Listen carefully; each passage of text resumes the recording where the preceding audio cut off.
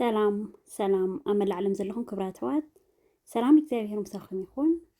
ናይ ሎም መዓንቲ መደበይ እምበኣር ክትፈትውዎ ተስፋ እንዳገበርኩ ቅድሚ ንኦም ግን እቶም ሓደሽ ኣሰልኹም ላይክ ሳብስክራይብ ኮሜንት እንዳገበርኩም ናይ ቻናል ቤተሰብ ክትኮኑ ብኽብሪ ዕድመኩም እቶም ምሳይ ዝጸናሕኩም ከዓ ምስጋና ይግባኣኩም እዩ ክብራት ሕዋተይ ኣመስጊነ ደኣ ኣይኩለን እምበር ምስጋና ይግባኣኩም እዩ ዘም ሕዋተይ ካብ መጀመርያ ክሳብ ሕጂ ኣብ ጎኒ ኮይንኩም ብጸሎት ብኩሉ ነገር ማለት እዩ ዝደገፍኩምኒ ሰላም ሓፍትና ከምታ ገዛ ክዕጽው ወቢልኪ ዝገደፍክያ ቆልዓኺ ሒዝኪ ተኸፍቲያ ይግበርኪ እንዳበልኩም ክኸይድ ከለኹ መጀመርያ ብእውነት እንድዒ ትጽሕፍዎ ዘለኹም ወላ ሓደ መግለጽ ዝበሃል ዘይብለይ እግዚአብሔር ኣምላኽ ታዝዓቤት ዕድመን ጥዕናን ብጥዕና በቕሳነት ብደስታ የንብረለይ ዘምሕዋተይ ንኹላትኩም ኢንሻአላ ጸሎትኩም ኣብ ትሕቲ እግዚአብሔር ማለት እዩ ኩሉስ ተበጺሑ ክብራት ሕዋተይ ጽቡቕ ቀኒና ኣብዚ ሕጂ ኸኣኒ ንገዛና ክንከይድና ናይ ንኮ እዩ ዘሎ ማለት ሕጂ ናይ ምሳሕ ጊዜ እዩ ዘሎ ተመሳሲሕና ብድሕሪኡ ከዓ ናተይ መርመራ ክገብር ናይ ቤቢ መርመራ ክገብር ናይ ምሸት ሽዑ ገዛና ክንከይድና ማለት እዩ ብእውነት ክብራት ሕዋተይ ክብሪ ንፈጣሪ ይኹን ክሳብ ዛ ሰዓት እዚኣ ኩሉ በቃ ብሰናይ ኣብ ትሕቲኡ ከዓ ቡሩኻት ደቂ እግዚአብሔር ዝኾንኩም ይሕዋት ዝሃበኒ ቃላት ዝበሃል ወላ ሓደ እዩ ዘይብለይ ኣነ ንዓኹም ንኽገለጽ ማለት እዩ ብፈጣሪ ርኸቡ እየ ዝብለኩም ኩሉ ግዜ ንሓደ ይዕበ ይንኣስ ዝኾነ ሰናይ ነገር ጌርካ ንሰብ ክትሕጉስ ከለኻ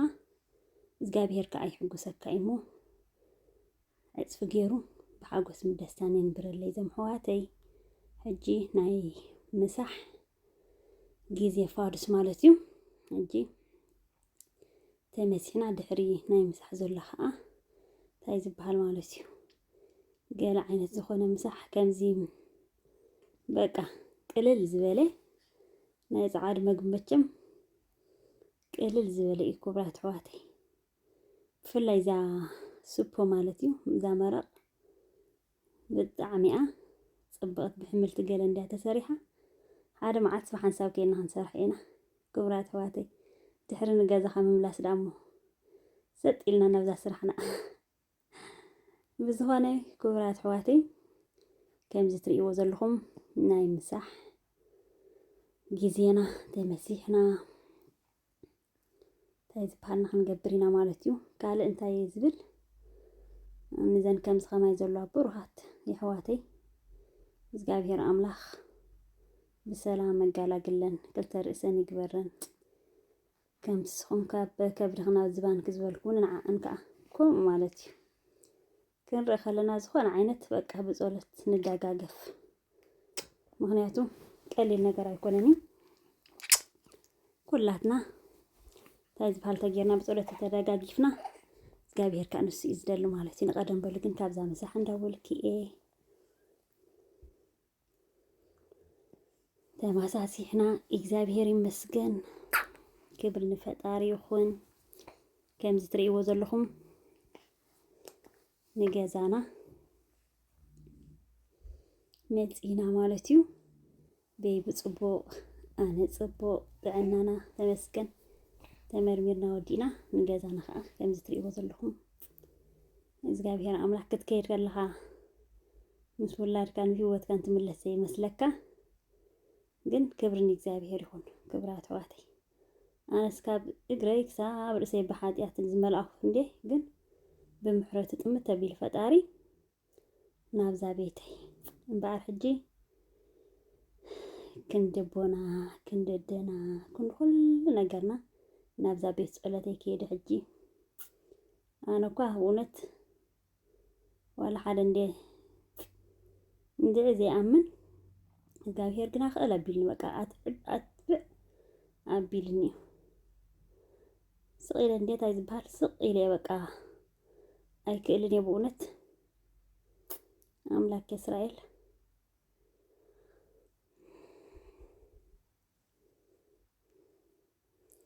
ኩሉ ግዜ ትውክልትና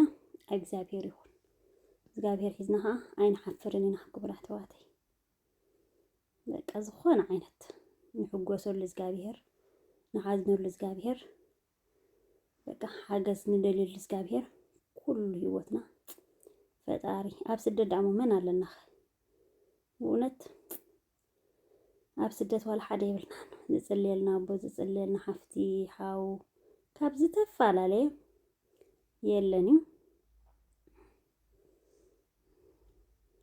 ክቡራት ኣሕዋተይ እግዚአብሔር ኣምላኽ ይመስገን ጸሎትና ጌርና በዚህ ከዓ ተወርታ እቲ መዝሙር ከይነውሕ ኢለ እንታይ ዝበሃል ገይረ ይቆርፀካ እዩ ናይ ዩቱብ ስለዝሕዙኻ ጥራይ ኣፍታ ናይ ቅድሚት ገይረ ኣብዚ ገዛና መፂና ኣመስጊና ከምዚ ትርእይዎ ዘለኹም ምክንያቱ ከምዚ ብመዝሙር ክንገብር ከለና ሓዳርና ይባረኽ ገዛና ይባረኽ ኩሉ ነገራት ማለት እዩ ይባረኸልና እዛ ተወርታና ቆሪስና ከናበይና ክንከይድ ናብ ባህላዊ ገዓትና ገዓት ንዓኹም ይግባአኩም እንዲ ክቡራት ኣሕዋተይ ሓንሳብ ከይና ናብ ገዓትና ክንከይድና እዛ ተወርታ ከዓ መጀመርያ ቀርሳይና ክብር ንፈጣሪ ይኹን ብእውነት ንእግዚአብሔር ኣምላኽ ቃላት ዝበሃል የብለይን ከም ዕንቁት ጽብብ ይብለካ ናይ ብሓቅስ ክፈላለ ደ ናይ ብሓቅስ ክጋላገል ደገል እንዳበልካ ብወር ሕዳተ ጨዳእካ ትጸንሕ ግን እግዚአብሔር ሓይልህ ባቢልኻ እታ ንደላ ኣሰይ ጸሎተይ ሰመረ ኣሰይ ጸሎተይ ሰመረ ኣሰይ ጸሎተይ ሰመረ ኣሰይ ተይ ሰመረ የመራኒ ዓለም ነጊረየ ነይረ ኣሰይ ጸሎተይ ሰመረ ኣሰይ ጸሎተይ ሰመረ ኣሰይ ጸሎተይ ሰመረ ዘሚርና ክቡራት ኣሕዋተይ ብጣዕሚ ኣነስ ኣምላኻ ክእል ኣቢሉኒ እዛ ንጉሆ ብዛ ገዛይ በቃ ከም ገለ ኮይኑ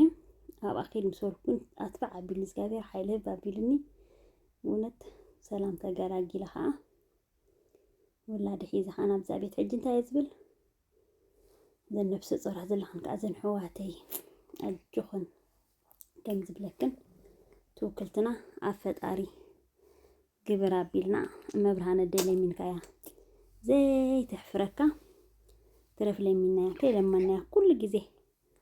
ምሳና ኣደና ክንዲ ሓፍትና ክንዲ ኣደና ክንዲ መሓዛና ኩሉ ማለት እዩ ንዓዓ ልምን ኣቢልና እሳ ከዓ ምሳና እያ ዘን ኣሕዋተይ ኣይትጨነቓ ምክንያቱ ንባዕለይ ከም ዝብለኩም ዘለኹ ብጣዕሚ ይጭነቕ ነይረ ግን ከዓ ንዓኡ በቃ ክትበለካ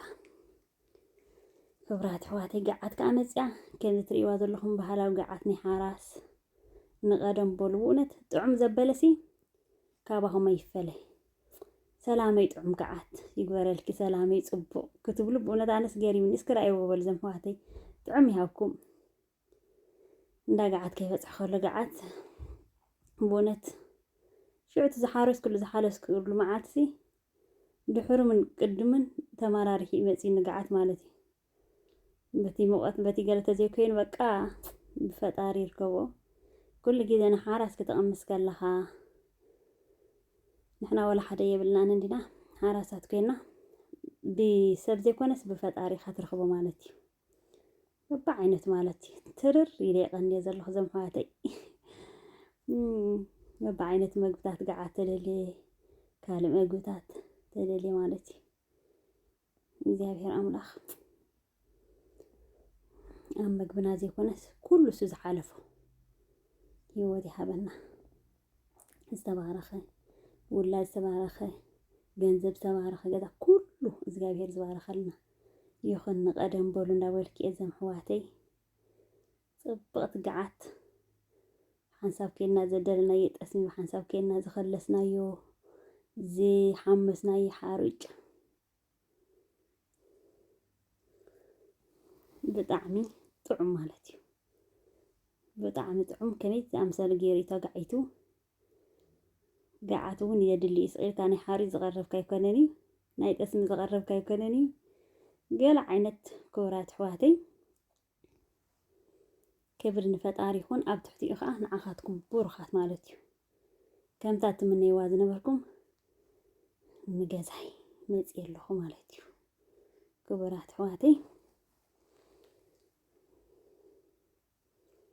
بطعم طعم زخونه قعدت انتاي كوصو نزن نفسه صراحه زلهن حواتي بكارات زي بكارات كان عيه ماسلكن ولادكن حيسكن بسلام تقالقلكن نجازا خنت ملسالو يقبرلكن زن حواتي إذا قعدت بلع بالكحوخات ترر تخ ديق مبالي دخونا مواتي زلو اي بلعي بدي بتبلع بدي كاموات طعمي اقر يطعم قعد زخونا لما عاد كاخلني جميل حساب زود قاعد مسكنكم